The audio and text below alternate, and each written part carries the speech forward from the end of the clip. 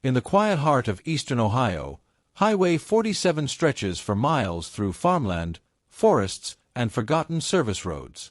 It's the kind of place where time feels frozen, where the morning mist hides more than it reveals, and the night seems to last a little longer than it should.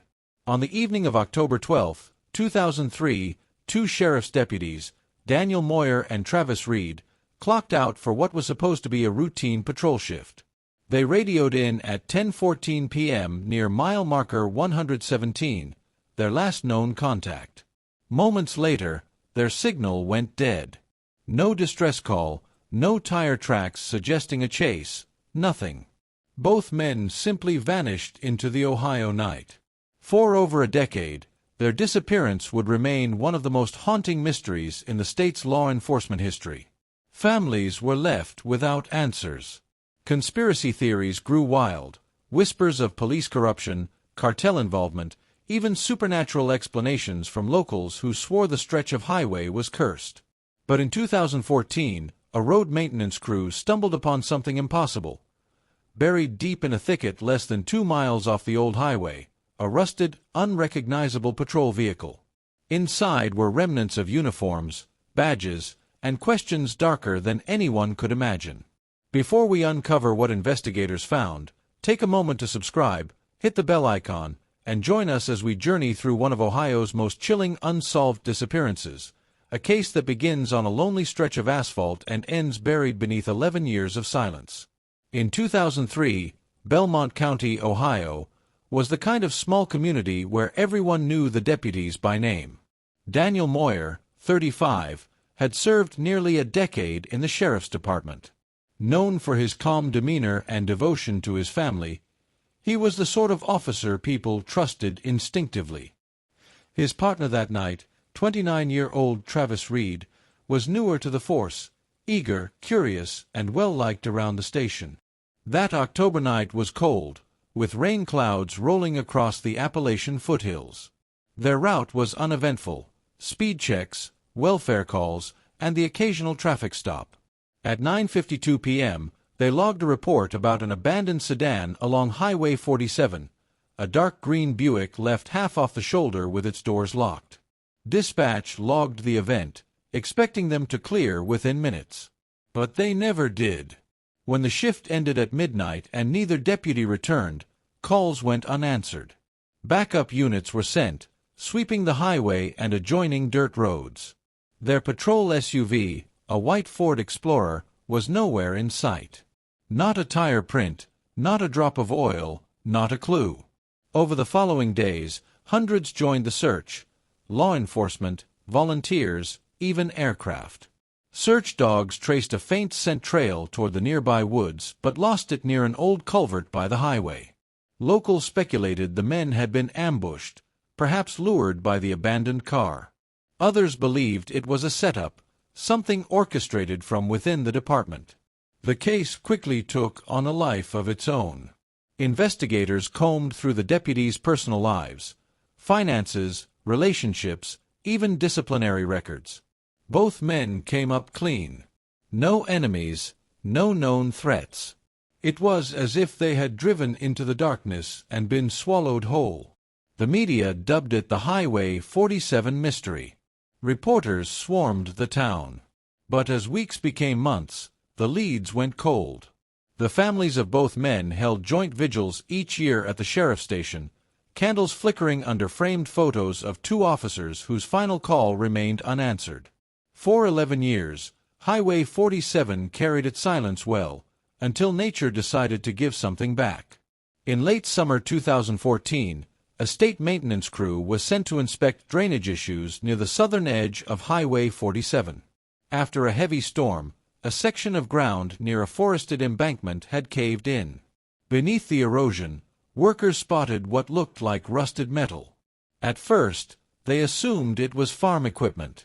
But as more dirt fell away, a distinct curve of white paint appeared, then the faded outline of a sheriff's insignia. Authorities arrived within hours. What they unearthed was surreal: the missing 2003 Ford Explorer, buried nose down in a natural sinkhole, hidden beneath over a decade of mud and foliage. Inside were skeletal remains, tattered uniforms, and 2 badges still faintly gleaming through corrosion. The news hit the town like a lightning strike. After 11 years of rumors, the discovery reignited everything: grief, fear, and speculation. Investigators cordoned off the site, labeling it both a recovery and a crime scene. Forensic teams worked carefully, documenting every fragment. The initial theory was accidental, perhaps a late-night crash during a storm. But something didn't fit. The impact marks on the vehicle's undercarriage suggested downward pressure, not forward motion. The SUV hadn't fallen, it had been forced downward, as if deliberately driven off the road and buried later. Even stranger was the absence of any trace of glass breakage or gunfire. The driver's side door was open, yet both seat belts were buckled. One deputy's sidearm was missing, the other remained holstered. Autopsy results later revealed signs of blunt trauma inconsistent with a crash. Both men had suffered skull fractures before the vehicle was buried. The coroner ruled the deaths as homicides. For the first time, investigators openly considered what locals had whispered for years, that someone with inside knowledge of law enforcement had orchestrated their disappearance. Someone who knew the patrol routes, radio schedules, and how to erase 2 officers without leaving a trail. As evidence resurfaced, so did old suspicions. Back in 2003, one deputy in the same precinct, Rick Halpern, had abruptly transferred out of state shortly after the disappearance. At the time, it seemed unrelated. But newly surfaced financial records showed Halpern had been under quiet internal investigation for ties to a trucking syndicate suspected of smuggling stolen vehicles across state lines. Phone logs from that era, recovered from outdated databases, placed Halpern's personal phone ping near the same highway the night Moyer and Reed vanished. Investigators reopened the case, tracking Halpern to an address in Oklahoma. When questioned, he denied involvement, claiming he was en route to visit family that night. Yet inconsistencies piled up: gas receipts, call gaps, and missing hours unaccounted for. Meanwhile, the recovered patrol car revealed another odd detail: a second set of tire treads beneath the buried vehicle.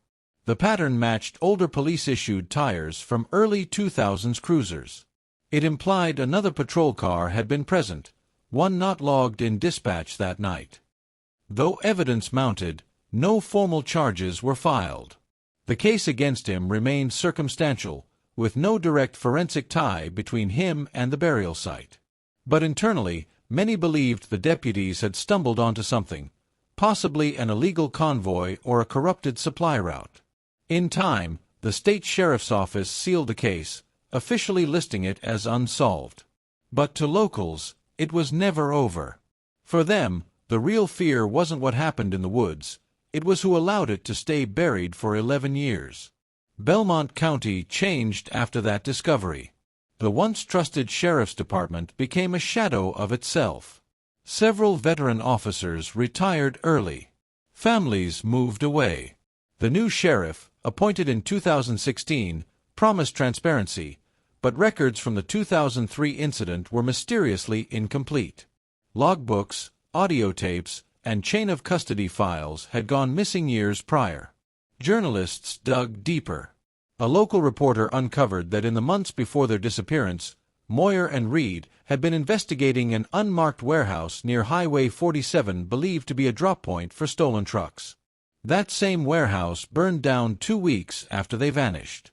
The fire was ruled accidental. No one was ever charged. What haunted residents most was the feeling of complicity, that someone among them, maybe even someone still wearing a badge, had been part of it. Rumors spread of late-night meetings, threats to whistleblowers, and hush money distributed to keep the case quiet. By 2020, with most of the original officers gone, the story faded again.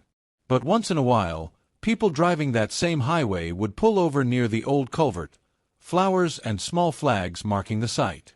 Truckers said their radios sometimes picked up faint police chatter when passing that stretch, static-filled but eerily familiar. A voice saying, "Unit 312, come in." The same call sign Moyer had used that last night. Whether myth or malfunction, It added to the legend of Highway 47, a road that took more than it ever gave back. In 2021, a retired forensic technician named Clara Jensen, who'd worked the 2014 recovery, came forward with a claim that reignited the case once again. She revealed that several key evidence bags from the original excavation, including the deputies' logbook and one of their radios, were never properly catalogued. She'd kept digital scans, showing faint entries made hours before the men vanished. The final logged message at 10:12 p.m. read, "Suspicious vehicle observed. Requesting unit confirmation. License plates missing. Possible duplicate patrol cruiser ahead." That note, ignored for over a decade, suggested the deputies had seen another police car that night, possibly the same one linked to Halpern. Armed with this, a new investigation reopened briefly in 2022, though no prosecution followed. The case remains officially unsolved. But the story of Daniel Moyer and Travis Reed endures, a chilling reminder of how truth can be buried not just by earth, but by those sworn to protect it. Today, near mile marker 117, a memorial plaque stands beside the road. Locals say that at night, if you drive past slowly enough, you might see two distant figures by the tree line, still watching, still waiting for justice that may never come.